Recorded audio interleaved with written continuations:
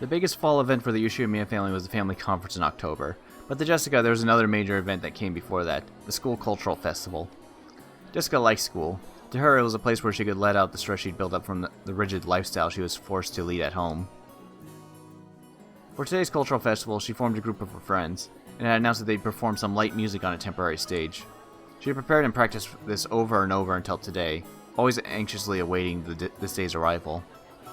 But there was one thing that worried her. She looked at the clock. There was still a little time, but she felt uneasy. Would that person really come? After taking a single deep breath, her heart jumped when all of her friends suddenly started speaking in shrill voices. 嘘！ひなの彼氏超イケてんじゃん！マジすごくない？マジすごくない？リンの彼氏すっごい頭良さそう。あれでド S メガネなの？マジ本当？ダメダメ。うちの旦那ギャル男だし。It may not be like this for all girls, but at least Jessica's school, the cultural festival was basically a boyfriend exhibition. Jessica didn't have a boyfriend. She had many friends of the opposite sex, but no special only one. But Jessica was a little famous around school, and everyone thought it'd be natural for her to have a fitting partner. Furthermore, her pride had led her to pretend that this was true. She'd somehow managed to keep them fooled until this year. But for various reasons, she hadn't been able to escape this year's cultural festival. ジェシー、彼氏来た？え？いや、まだ来てねえみてえだぜ。仕事忙しいのかな？ジェシーの彼氏、どんな人なの？せめてヒントだけでも出してよ。何系？何系？すごいよね。社会人なんでしょ？スーツとかで来る？もちろんメガネかけてるよね。キャー！ねえ、でも本当はいないんだよね。今素直に白状したら私の仲間に入れてあげるって。一緒にこの文化祭を涙で濡らそうよ。いや、いる、本当にいるって。Jessica's bitter smile was covered with cold sweat. It was starting to seem doubtful whether she really had deceived her sharp-witted friends.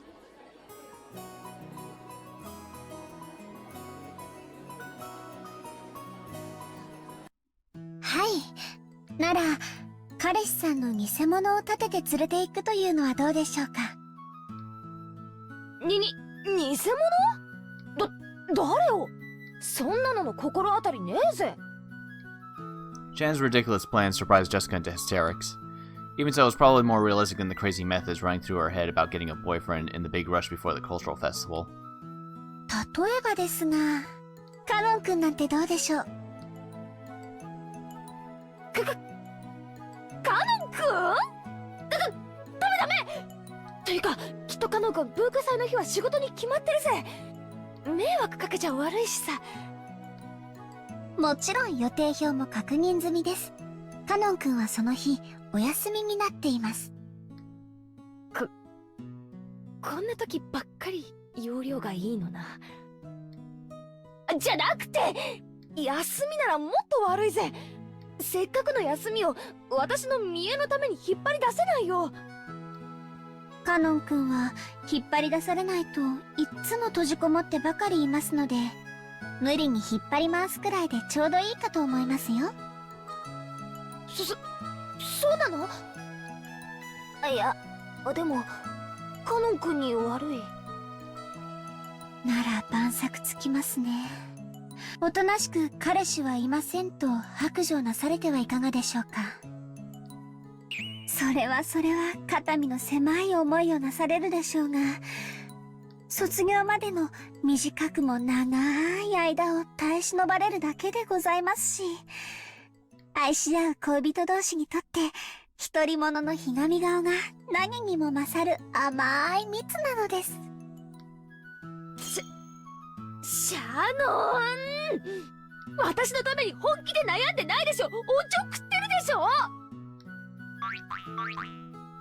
Jessica wrestled around with Shannon, her eyes teary. But Shannon was unfazed, laughing with her usual smile. はい。私とジョージ様のことを茶化してばかりのお嬢様への仕返しです。Listening to Shannon's comeback, the likes of which didn't happen even once a year, Jessica hugged her cushion and rolled around her bed, pretending to faint in agony. She couldn't stand Shannon's smile, which looked so triumphant. But right now she was the only person Jessica could talk with. She could choke her to death with her cushion later. いいじゃないですか、お嬢様。文化祭ではありますが、カノン君と一緒に遊びに行くチャンスですよ。いや、それはそうだけど。いや。Jessica buried her head in her favorite pillow to hide the fact that her face had grown bright red, as she grumpily chewed her fingernails on her thumb. It really was a reaction to be appreciated. Shannon and Jessica were about the same age, of the same sex and friends, and they were both right in the middle of puberty. They could never talk enough about love. That's why they could talk freely about these topics to each other. So Jessica had heard a lot about how Shannon and George's love was progressing, and Shannon had heard a lot about what type of Jessica liked, and what type of man she might be interested in. Judging by Jessica's reaction, it was probably rude for us to go into precisely what these things were. However, this story won't get anywhere if we just have Jessica rolling around forever, so let's dive in. Jessica had been thinking about Canon ever since she'd shown up. It was extremely rare for young men to visit Rokunjima, so maybe it was natural for Jessica, a girl in puberty, to develop an interest in Canon. But if anyone said that, it would destroy the romantic ideals of a maiden's pure heart and love at first sight. Shannon had been with Canon for a long time at the orphanage, so she'd known him since before they started working. So Jessica had asked persistently what his hobbies were, what his favorite food was, what type of girl he liked. Even to Shannon, it was clear Jessica was infatuated with Canon. もう、カノン君をデートに連れ出せるいい機会じゃありませんか。でも、カノン君にだって好きな人とかいるかもしれないし、私なんかの見えっ張りに付き合わせたら気を悪くするぜ。お嬢様のような素直じゃない方を、何でしたっけ、ジョージ様に習いました。そう、あと十数年かすると流行るんだそうですよ。へえ、さすがジョージ兄さんだな。未来のトレンドがわかるのかよ。すげえぜ。じゃなくってことは、私ってタイプは時代がずれてるってことじゃねえかよ。もうダメだ。It took several days of wasted efforts, but in the end, Jessica agreed to the plan of having Canon pretend to be her boyfriend.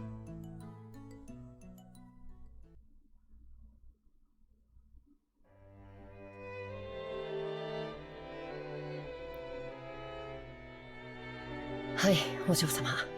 お呼びでしょうか。Jessica regretted calling out at such a bad time. Canon always looked sullen, but he had some bad days and some better days. Unfortunately, this reaction was the former. いや、そのさ、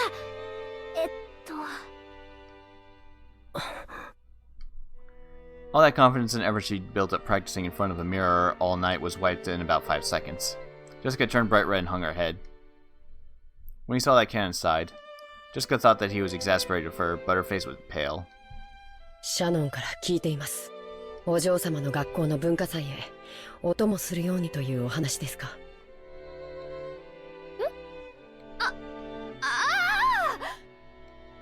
シャノンナイスじゃなくて、そうなんだけど、当日の予定はどうかな。シャノンから当日は特にお嬢様にお仕えするよう厳命されております。僕は高校には行ったことがないので分かりませんが、何でも男性の付き人がいないと大変肩身が狭い場だとか、後宮本家令嬢が庶民に劣ることがあってはならないと特に厳命されておりますので。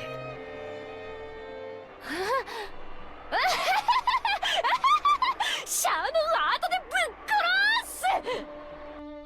殺す。Jessica kept yelling with a strange voice and a broken smile, like a tea kettle filled with boiling water. As Canon watched this, he sighed again. Canon wasn't an idiot either. He fully understood what Jessica intended by inviting him. But to be honest, playing along with Jessica's love game seemed like it'd be nothing more than an annoyance to him. However, Shannon asked him over and over, He was deeply indebted to her, so he couldn't refuse. And that brooch was in his pocket. Could this strange turn of events have been brought about by the magic power residing in this brooch? Ridiculous. But he remembered what Shannon had said to him that day. Could Shannon see something that he couldn't? I don't understand Shannon's feelings. We are furniture. As if we could ever become anything more. It was a truly odd exchange between Jessica, who was still rambling in a strange voice, and Kenan, who sighed deeply.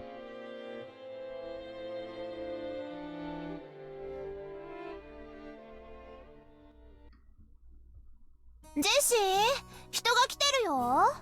聞こえてないの？え？ごめん。誰？ As my friends all gathered together, they were looking this way of hard-to-describe expressions, whispering to each other in small voices that weren't smaller anymore. My attempt to play dumb felt pretty transparent, even to me. Did I really just say, sorry, who is it? Like I don't know who just showed up. It's useless, my mind's going blank. 嘘！あれジェシの彼氏？かわいい！本当に彼氏いたんだ！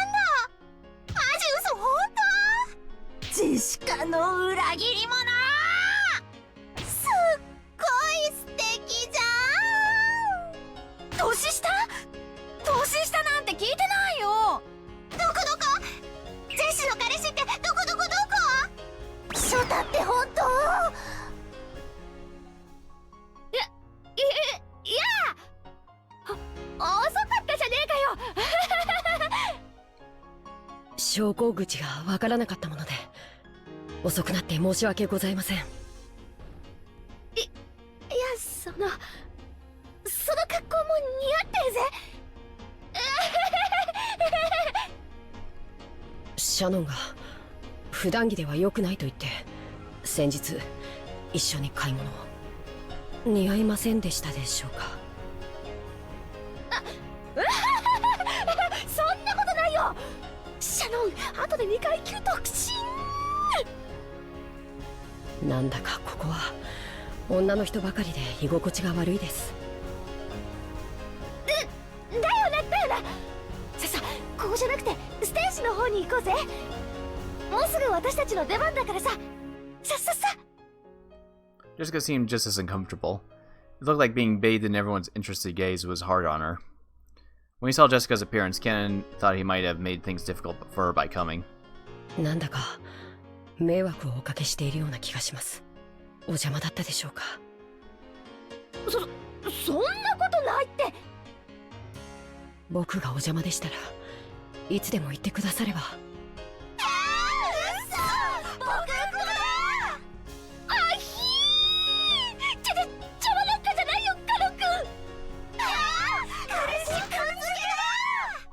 僕はどうしていればいいでしょうか、お嬢様。お嬢って呼ばせてるの？羊系来たこれ。ラメー！今日はお嬢様はラメー！そうですか。わかりました、ジェシカ様。しつけ済みの様付けだ。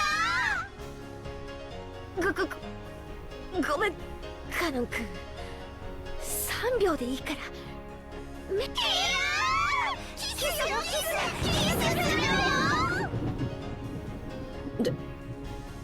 では詰まります。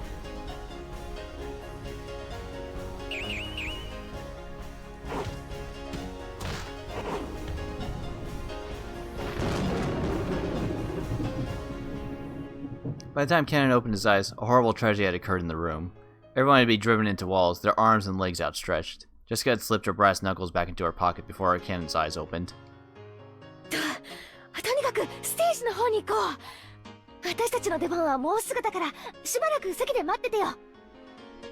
私たちは準備あるからさ。この先突き当たりまで行けば仮設舞台があるからわかるぜ。そこで待ってて。 She pushed Kenan's back as he seemed to be having trouble moving himself and chased him out. Even though Kenan was confused by Jessica's attitude and her panicky state, which he had never seen before, he followed her instructions and headed to the directions he had indicated. After seeing him off with an awkward smile, Jessica slammed the door shut and yelled loudly. さ見たね。見たでしょ、満足したざまあねえぜ。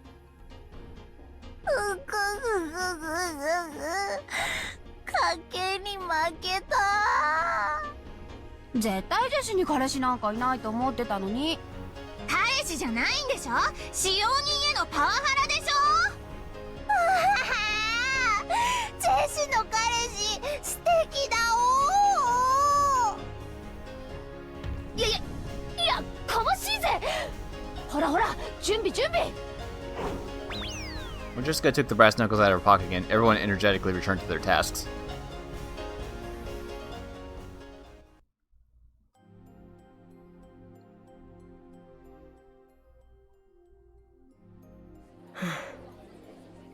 Ken went down to the corridor where Jessica had shown him, and ran to a temporary stage set up where the vending machine should have been. It was probably being rented by the hour by some group or club. The ones singing were student groups, and the crowds were still incredibly excited. Disliking that clatter, he leaned against the wall in the darkness by himself. This is what they call high school. Sure is noisy. That's what Kenan thought. Then he remembered Jessica just now, acting in a way he'd never seen before. Honestly, she was in such high spirits that alcohol might have been involved. To him, remaining composed and intellectual at all times was the highest virtue. In that sense, it had been very hard for Ken to get used to the atmosphere of the school cultural festival. He had a responsibility to report everything he saw and heard to the master. So he also had to report on how Jessica had acted without restraint earlier. At the very least, it was not fitting for the daughter of the Ushirimiya head family. The master, Kraus-sama, and especially Natsui-sama, will probably be angry. Am I to report it in a way that protects Milady? Should I blame it on inappropriate school friends?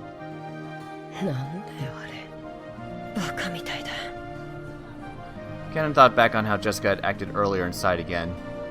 You could understand Natsuhi's headache a little now.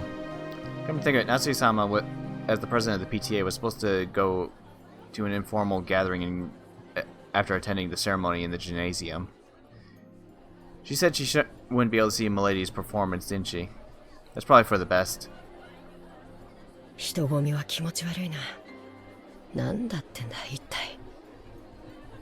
female students kept glancing at me. Seems they're all whispering the same things Milady's school friend said, and it's truly unpleasant. Come to think of it, didn't Shan warn me? If you walk alone at something as like a school festival, you better watch out because a lot of strange people will come and talk to you. Just as I expected, a group of girls I'd never met started talking to me. Their stares started to make my back tingle. Didn't you tell me some magic words that would chase them off in times like this?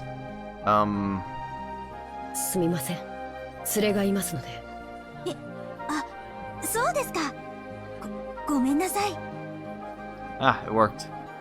Instant reaction. Well, that got rid of them, but it doesn't really change the number of people staring at me. 違うよ、あの子だよ、ジェシーの彼氏。嘘、あの子が？信じらんないよね。絶対にエアだと思ってたよ。可愛いじゃん。年下？いいなぁ。There's no way I'll ever come to a place like this again. Ken sighed for about the zillionth time that day. When he did, the light changed, and the standing audience started cheering. He looked around and realized that there was suddenly a large group of people there. And like earlier, they were mostly guys. With this huge crowd, he couldn't even see the stage. Fortunately, there was a fallen beer case nearby, so he tried using that as a footstool. When he did, he realized that there was now a new group on the stage. Their leader was Milady. She changed into stage clothes, and she was even holding a guitar. I didn't know she could play. Then again, maybe she can play. I've seen her practicing air guitar before. Natsui-sama wouldn't approve of any hobbies outside of study. Maybe she was always practicing in secret. Come to think of it, she's been returning really late from school recently, hasn't she? Maybe she's been practicing at school, far away from Natsui-sama's prying eyes. Really is for the best that Natsui-sama didn't come.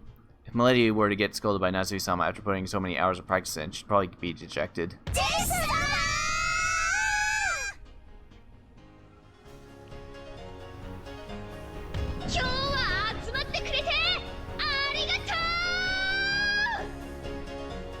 I could hear Jessica-sama's forceful voice through the speakers. Jessie-sama. Maybe that's her nickname at school. The students in the audience kept calling out that name. I'm a little offended by that crude name. It's inappropriate for Milady. Jessica-sama was in high spirits as they kept shouting, "Jessie-sama." Everyone here is probably a fan. Her mic performance picked up on that and electrified them even more. It was almost like a music program on TV. At first he thought it was all silly, but that feeling changed into appreciation. It was incredible in its own way. Ken never listened to music of his own free will, but he'd often heard the kind of music that Ushirimiya family liked. Since it was almost all classical, Ken had naturally taken a liking to that kind of music. So to Ken, the song Jessica sang was, how should you say it? Extremely colorful. In any case, if Natsuki-sama heard it, she'd probably faint.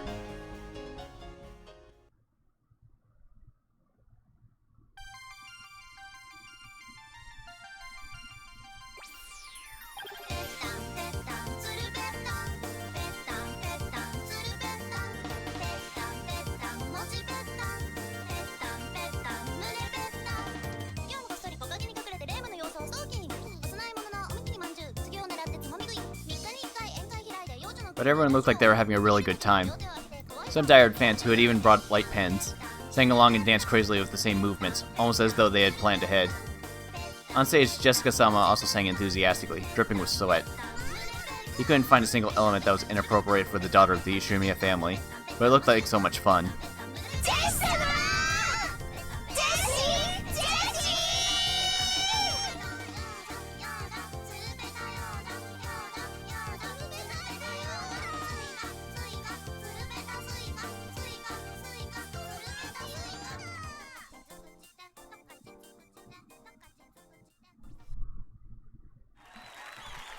I must not go along with it, but at any rate, Milady's full of pride and looks like she's having a great time.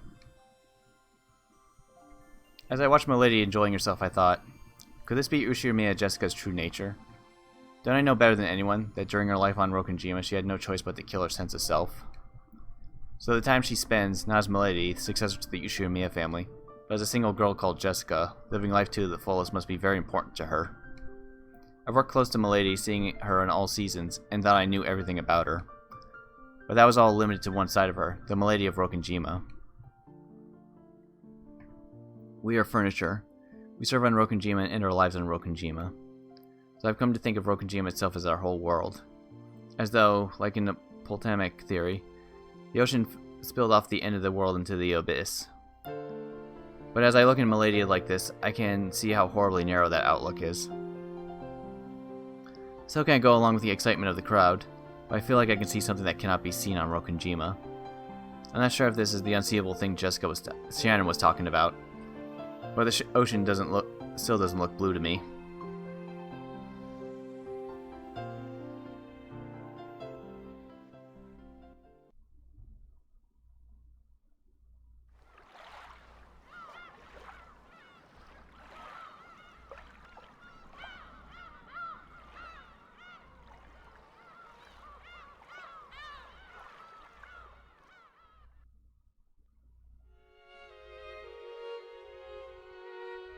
今日はジェシカの学校の文化祭だったな。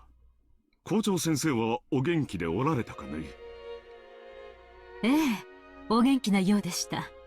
そうそう、高宮議員もおいでになっておりました。あなたによろしくと特に言っておりましたよ。相変わらずご多忙そうかね。そのようでした。あの方も精力的な方です。そうそう。あと、榎本会長もおいででしたっけ。Naturally, the topic of Jessica's cultural festival came up at dinner. School events often became social gatherings for the local volunteers. It was the same for the Ushirimiya family, who were celebrities around here. That's why we remembered the name of one VIP after another at the social gathering, telling crowds the news about them. Jessica didn't really have any interest in that discussion and rudely slurped her pumpkin soup. お嬢様、あまりお行儀がよろしくないかと。へいへい、そりゃあ悪かったぜ。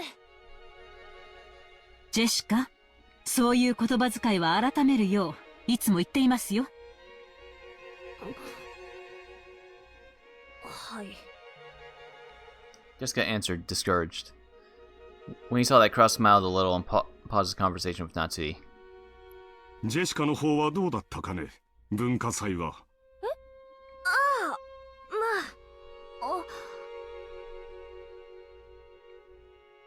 見ていましたよ。よく頑張っていましたね。あ、あ、まで。 Jessica's face turned bright red. She probably hadn't imagined that Natsuki would actually come to see her on stage. She felt a mix of happiness and embarrassment. Actually, she hadn't really wanted her mother to watch, since she didn't want to be told that her music was inappropriate for the Ushirimiya family. But it certainly didn't make her unhappy to hear her parents say that she'd done a good job after watching her try her best. ジェシカもなかなか落ち着きと貫禄が出てきましたね。生徒代表にふさわしい振る舞いでしたよ。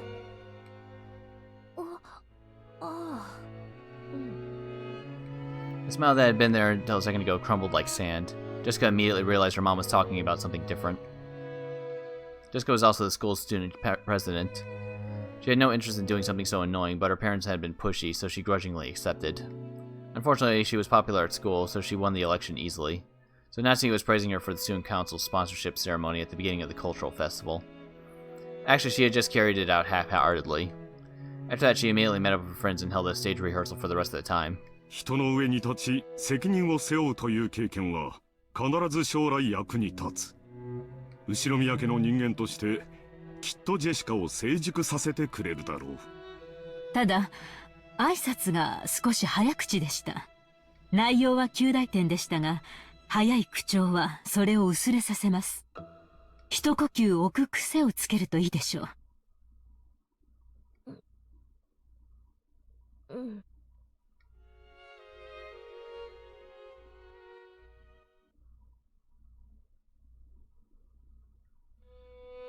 After she finished eating, Jessica didn't feel like going straight to her room. Her room was basically the place her parents had ordered her to be.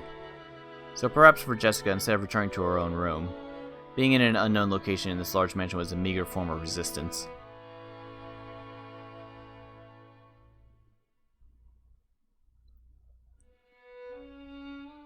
Jessica felt that even being in the mansion made it hard to breathe, so she went outside to the rose garden.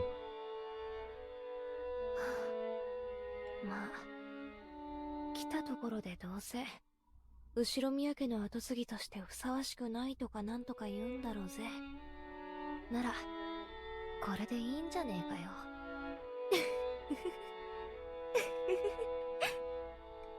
Jessica laughed for what she was sulking over. She laughed at what kind of words she could possibly have been expecting. That was dumb of me. In the end, I was just acting like an entitled brat. I'm a little exasperated with myself, and it makes me want to laugh. お嬢様。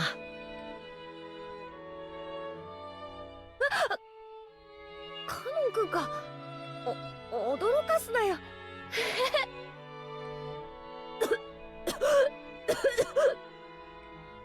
Just as she was about to force a laugh, Cannon suddenly started talking to her, and she choked. 何？なんかよ。その。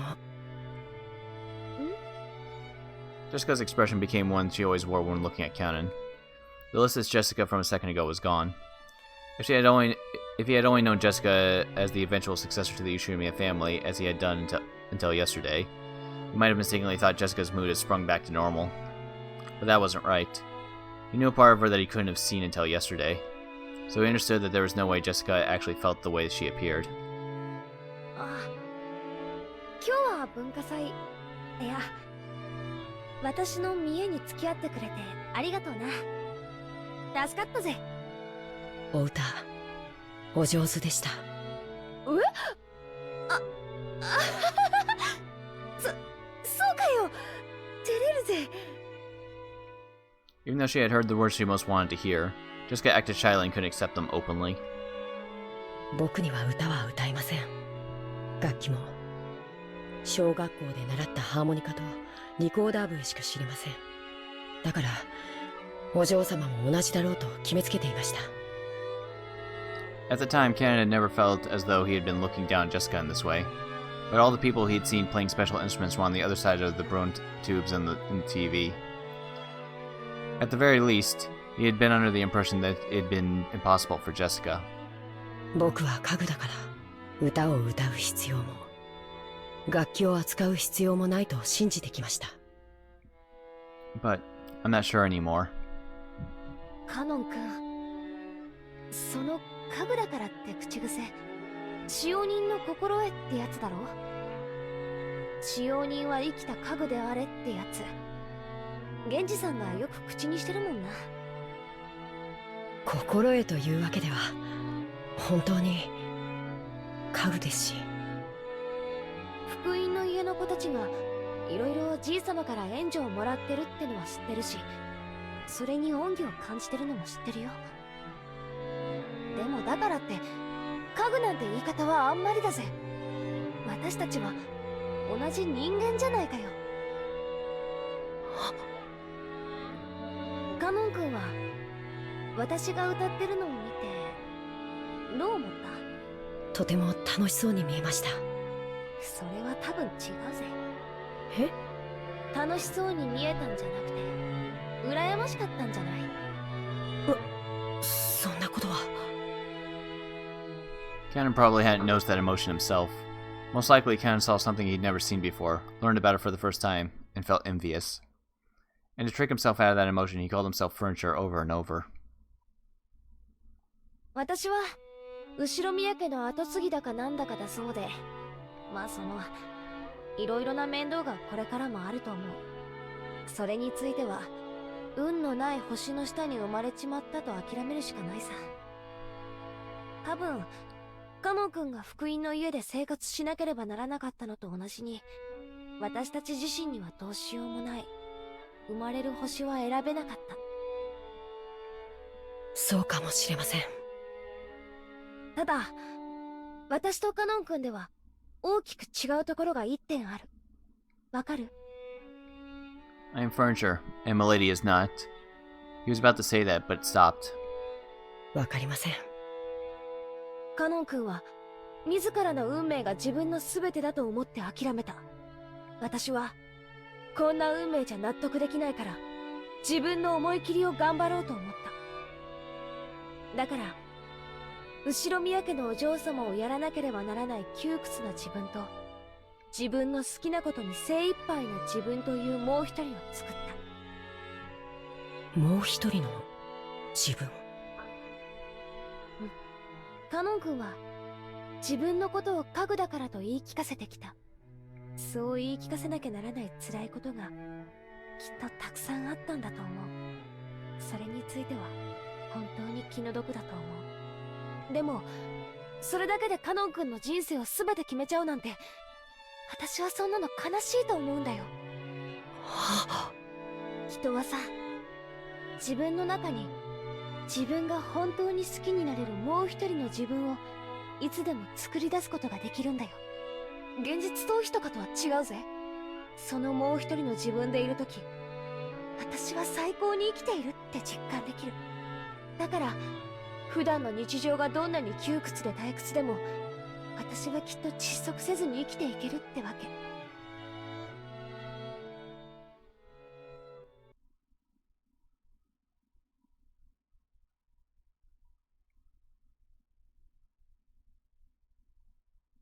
自分の中に自分が本当に好きになれる自分を作る。To make another me, one that isn't furniture. The relationship with George-sama had Shannon given birth to another self that isn't furniture.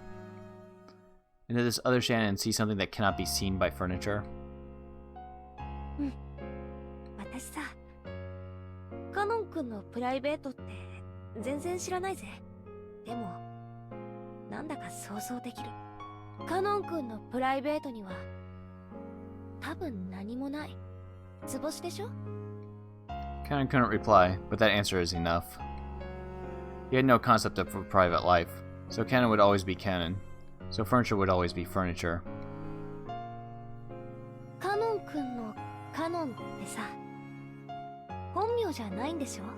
In the Fukuin house, new graduates would be given new families and a new life, so they would also be given a new name. In this case, that was Cannon. 確かに僕のこの名は仮のものかもしれません。Before he had thought of himself as Cannon and no one else, but he remembered. There definitely had been another self that wasn't Cannon. And that was far, far away, beyond the distant fog of oblivion. なら、カノン君にもカノン君である時とそうでない時で違う自分がいてもいいはず。使用人である時のカノン君は自らを家具と呼び厳しく自己を戒めてるかもしれない。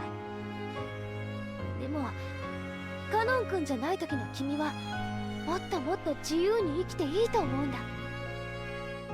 Those words definitely weren't just lip service. Jessica had also been like this in the past.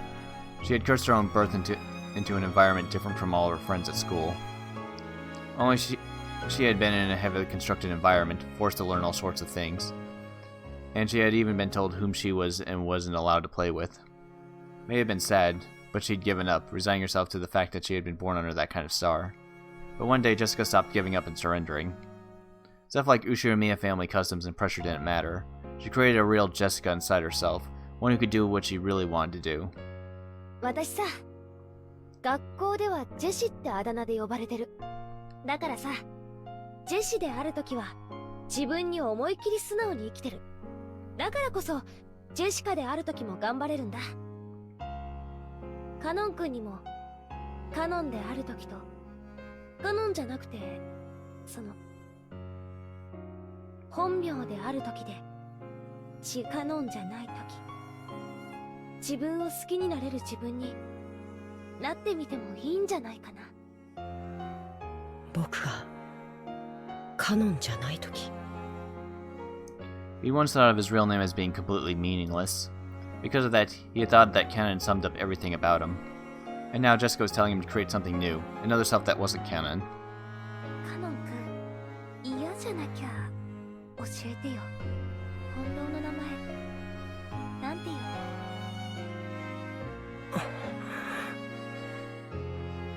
He was silent for quite some time. Maybe Canon's real name had risen up to the tip of his tongue. After hesitating for a long time on whether he should say it, in the end, he swallowed it back down. 忘れました。僕の名前などもうどうでもいいことです。 Those words contained a faint rejection. 僕が本当は何という名前であったとしても、今ここにカノンとしてあることだけが現実です。過去など何の関係もない。作られた家具の材料が元は何という木の幹であったかなんてどうでもいいことと同じです。だからよせって。家具じゃないんだぞ。君は人間だぜ。僕は人間じゃない。 Canon clearly voiced his refusal. It was with a rage that he normally didn't show. Jessica couldn't say anything back and was struck silent. お嬢様は人間です。だからどんな生き方をしようとも自由で、どんな未来も可能性もある。それはまるで翼を持ち自在に空を舞う鳥のよう。でも僕にはそんなものはないんです。僕がたとえ鳥に見えたとしてもアヒルに過ぎない。アヒルに翼はあっても飛ぶことはできない。なのに空の夢を語るなんて、そんなのは残酷すぎる。家具だのアヒルだの、なんだってんだよ一体。いや、 Jessica had unconsciously gone along with Canon's forceful manner of speaking, but she realized she shouldn't fire back and swallowed back her words. 私は君のことを何も知らない。生い立ちも知らないし、その苦労も知らない。だから君がどうして自分を家具だなんて言い出すようになったのか想像もつかない。でも知って、君は家具でもアヒルでもない。ちゃんとした人間だぜ。使用人としてのカノン君が家具だと言うならそれでもいいよ。でもならカノン君は家具でない時の人間の時の自分を作ってもいいとは思わない？そんな可能性を抱けるのはお嬢様が人間だからです。僕はそうじゃない。僕には未来も可能性も見るべき夢もない。だからお嬢様、それ以上残酷なことを言わないでください。なんでだよ、なんでそんなことを言うんだよ。お嬢様が僕のことをご自分と同じ人間だと勘違いなされているようだからです。僕とお嬢様は違う存在。それをはっきり申し上げておきたかったのです。シャノンに聞きました。お嬢様は僕のことをお気に入りになられているとか。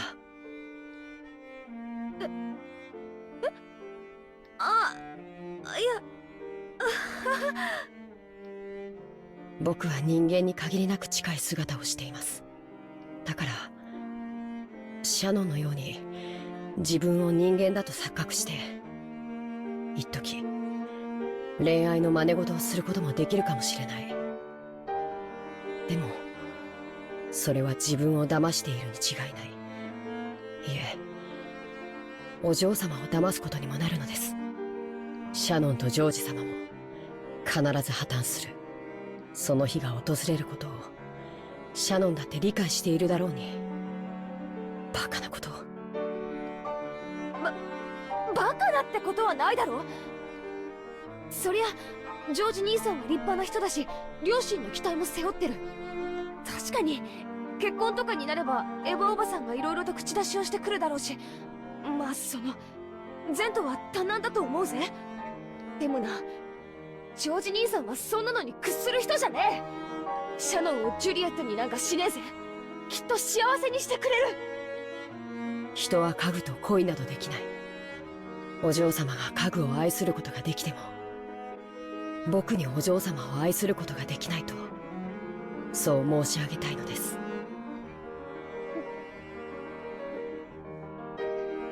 Those words of Canon crushed all Jessica's bittersweet feelings from that day, and there's no way her emotions could have predicted that she'd be refused so bluntly. In that instant, she lost the willpower she had led to try and unravel something stubborn in Canon's heart, and before she knew it, she was just standing there in shock. お嬢様が僕を好かれているという気持ちが僕の思い上がりによるものなら、どうかお許しください。いや、まあそこは否定しねえぜ。ありがとうございます。僕を人間だと思ってくれてありがとうございます。そのお気持ちだけで僕は本当に嬉しいです。そしてそれ以上は僕には残酷すぎるから。いや、もう十分だぜ。悪かったな。Jessica recklessly scratched at her head and spoke, trying to force her voice to sound bright. 私一人がいろいろ先走っちゃって迷惑かけたよ。正直ごめん。貴重な休みを丸一日振り回しちゃって本当にごめん。いえ、僕も楽しそうなお嬢様が見られて嬉しかったです。じゃあ今夜はこれで終わりにしようぜ。私も部屋に戻って消灯しないとまた母さんに怒られちまうよ。そうされた方がよろしいでしょう。おやすみなさいませ、お嬢様。おやすみ。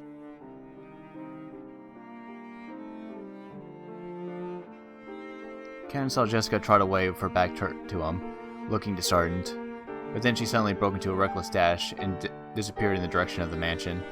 As he watched her back, for just an instant, Canon was tormented by the feeling that he had just made a huge mistake. But he hadn't made a mistake at all. He had been forced to refuse her now for her sake, while the pain was still at its smallest. 女を泣かせるとはなかなかやるではないか。お前がそこまで拒絶するとは意外であった。普通に受け答えしていれば、わらわの魔法で二組目の恋人たちが生まれていたものを。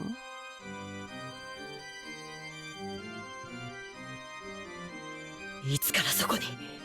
最低なやつだな。When he turned around, the witch was suddenly there. It looked like she had been there the whole time, watching the two of them as though enjoying a play. わらわへの暴言は愉快なる見せ物に免じて特別に許す。男と女のこじれ合いに勝る見せ物は千年を経ても存在せぬな。わらわにとっては何よりも甘美な。と、Ganon pulled the butterfly brooch out of his pocket. It was a manifestation of the great magic the witch had bestowed. Without hesitation, Ganon slammed it against the ground and stomped on it. ほう、わらわの与えたものと知りつつ、それは何を意味するのか。今、理解した。お前がしているのは恋のキューピッドなんて洒落たものじゃない。お前は、結ばれぬ者たちに恋を見せて、たぶらかして、楽しんでいるだけの悪魔だ。そう思うも自由よ。わらわが力を貸した人間の多くは、お前と同じようなことを口にする。ほうけるな！お前は、シャノンを憐れんで力を貸したんじゃない。恋に胸を焦がすシャノンの心の隙をついて、自分を封じていた鏡を割らせた。しかもそれだけじゃない。その末路まで想像がついていて、もてあそんでいる。違うか？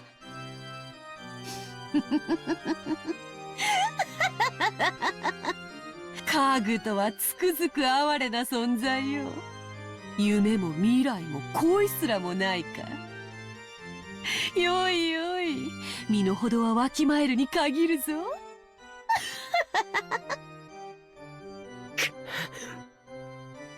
ジェシカの心にはお前が察する通り淡い恋心があった。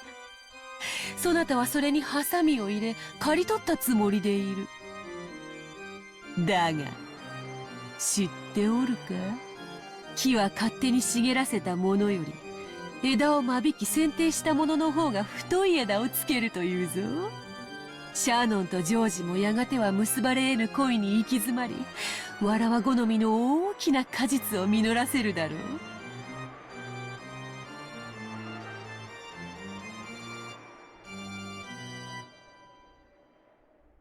しかし、いかんせんあの二人はうまくいきすぎていて、面白くなくてな。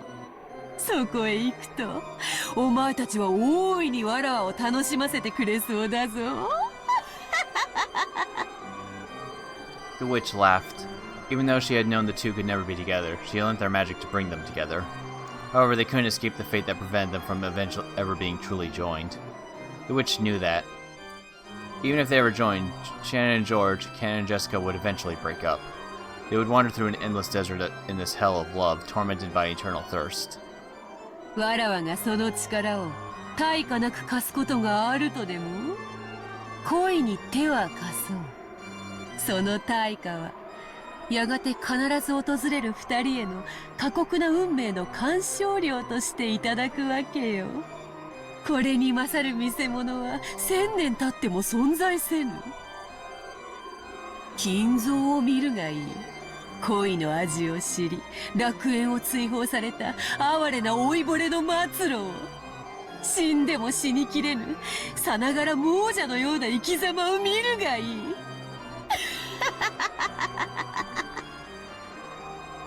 やはりお前は魔女だ。消えて失せろ、この悪魔め。頼まれずとも消えよう。まだまだわらわには力が戻らぬでな。姿を現し続けるのはまだまだ疲れることよ。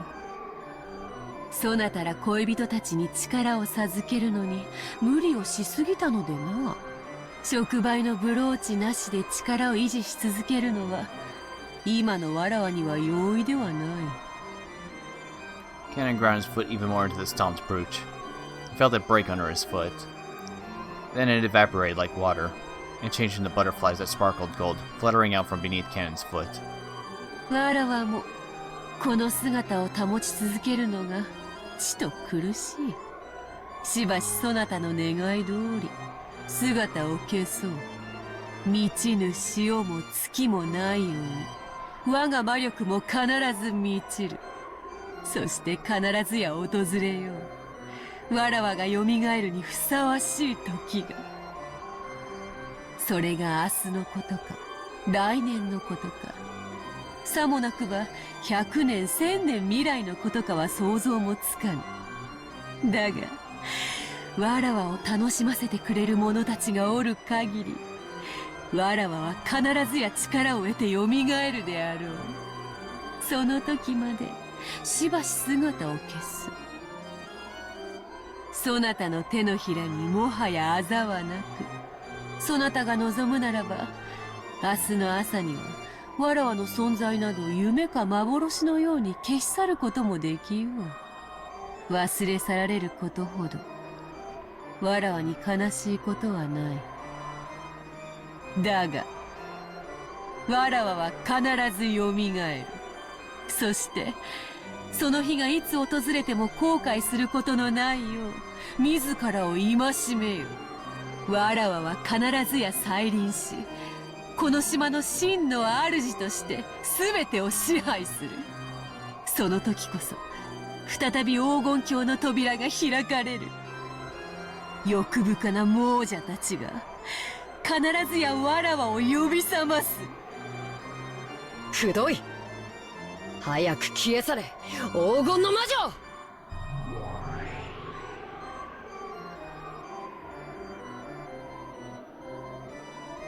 The witch became a cloud of golden butterflies and scattered away, leaving behind a scornful laugh.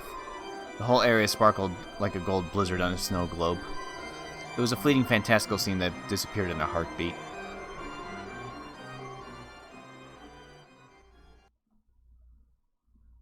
The witch could no longer be seen. However, Cannon felt like he could still hear that shrill, unpleasant laugh. ああ、愉快愉快。なぜに久しぶりの人の世はこうも愉快なのか。恋に狂え、黄金に狂え、そのどちらにも狂わぬものなど人間にあらず。なるほど。故に家具とは言い得たり。家具は人間に奉仕するために生み出される。そしてわらわは退屈なる1000年の慰み者として人間を虐げる。そのわらわが家具を支配できぬとは、なんとも愉快な三すくみ。金蔵め、実に面白いことをしてくれる。家具め、わらわを撃てるか試みてみるがいい。今宵まきたる恋の種は2つ。すでにまきたる種と含めてこれで3つ。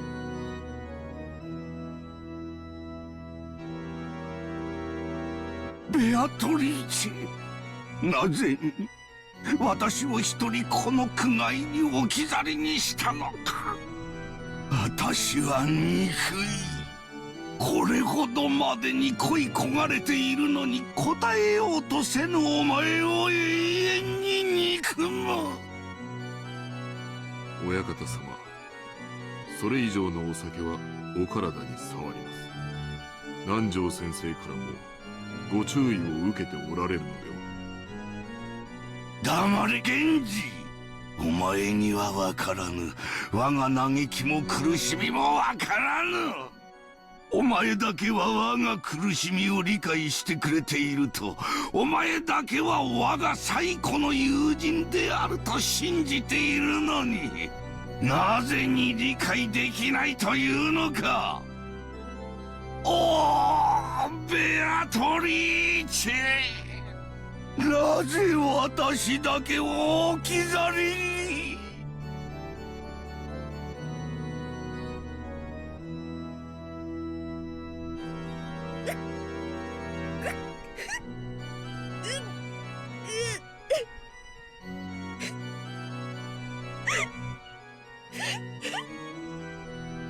なんだよ、家具って。わけわかんねえよ。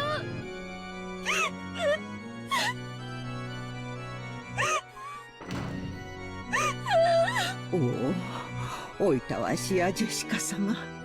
寝室から聞こえてくるすすり泣く声に、私は事情を知りつつもどうしようもないのでございます。すべては若すぎた二人と近すぎた距離、そして生まれた家柄が遠すぎたゆえの悲劇。私はただただお嬢様のお気持ちを汲み取り、足音を殺して静かに立ち去るのみなのでございます。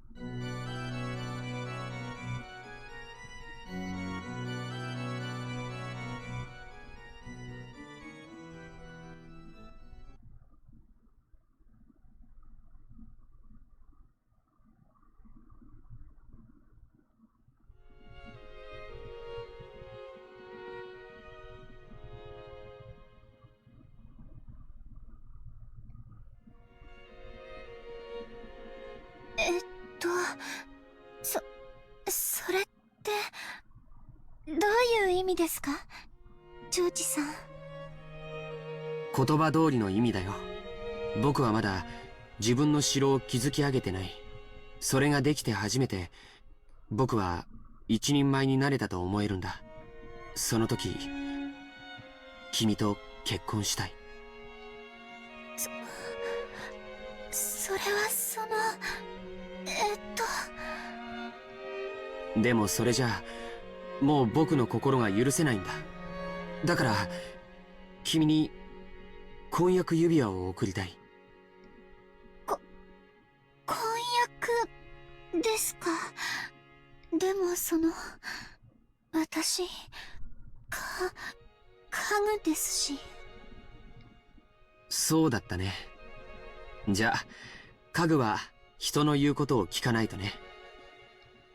今、君に贈るのにふさわしい指輪を作らせてる。多分、今度の親族会議の日には持っていけると思う。その時に贈るから、どうか君の返事を聞かせてほしいんだ。君が僕の婚約を受けてくれたら、僕はその席で、おじい様を含めた全ての親族の前で、君との婚約を宣言する。ジョージさん。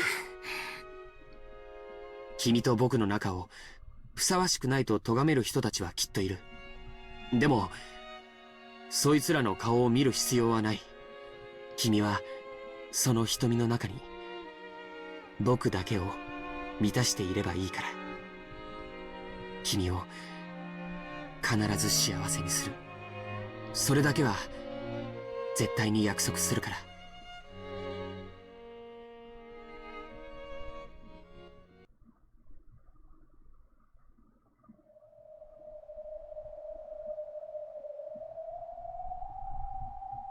どのように実るのか楽しみでならない。熟に過ぎて腐り落ちる果実の駅に黄金の蝶たちは舞い降りぬ。今より収穫の日が待ち遠しい。宴の時はまだか、まだか。